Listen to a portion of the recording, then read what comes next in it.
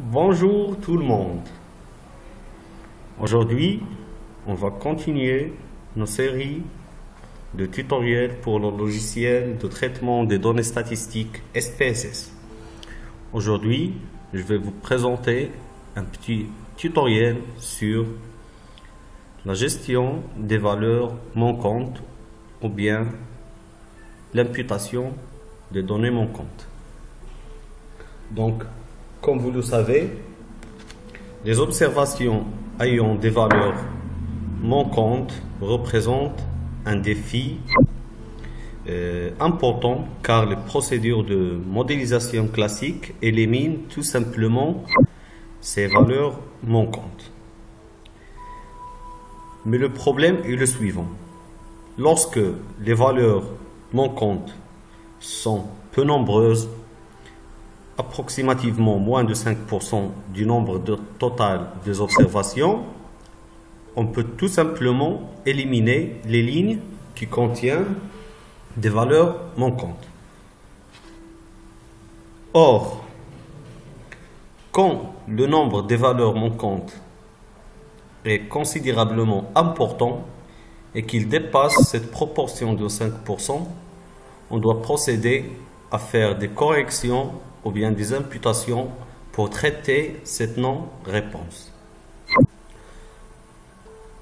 Comme on voit sur notre base de données, les variables contiennent plusieurs valeurs manquantes. Si on veut, par exemple, voir le nombre des valeurs manquantes, on peut tout simplement choisir une variable et faire l'analyse descriptive. Et donc, on va voir que le nombre valide des observations est 945, alors que notre échantillon comporte 1383. Et donc, il y a presque plus de 400 valeurs manquantes, ce qui est une proportion importante et qui va avoir, donc, il va biaiser nos calculs et nos analyses statistiques. Donc, pour remédier à cette limite, on peut utiliser une technique de remplacement des valeurs manquantes en utilisant le logiciel SPSS. Pour ce faire, la procédure est facile. On va directement à l'option Données et donc l'option Données et on va chercher ou bien remplacer des valeurs manquantes. Donc, dans un premier temps, on va aller sur l'option Transformer. On va à l'option Remplacer les valeurs manquantes. Et la procédure est simple. Comme vous savez, il y a plusieurs méthodes de gestion des valeurs manquantes ou bien plusieurs méthodes de remplacement ou d'imputation. Pour SPSS, il propose 5 méthodes qui sont les plus connues. Soit l'imputation par moyenne de la série, il affecte la moyenne de la série existante et affecte cette moyenne à toutes les valeurs manquantes.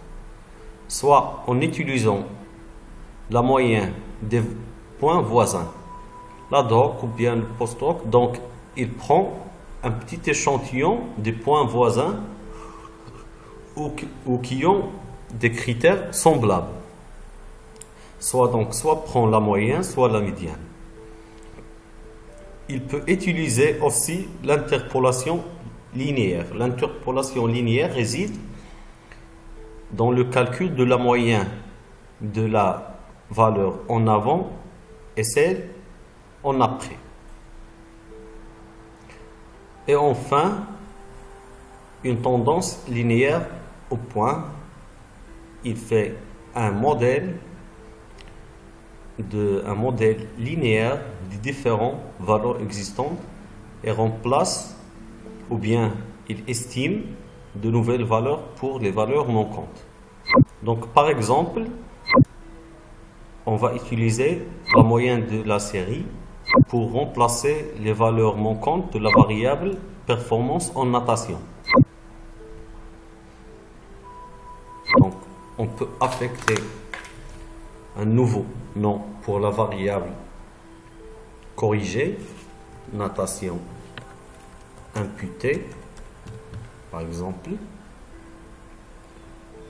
On tape OK.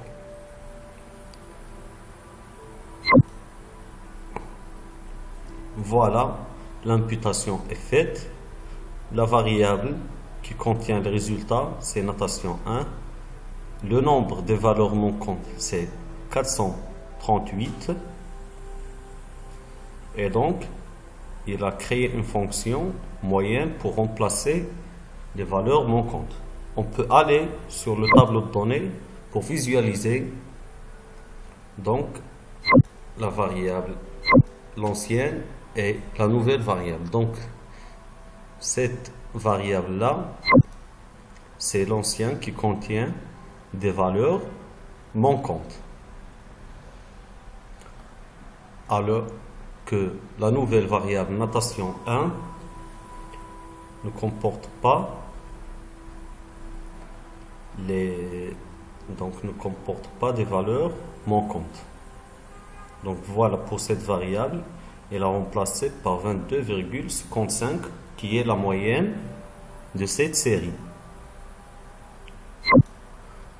On peut aussi essayer une nouvelle méthode d'imputation, cette fois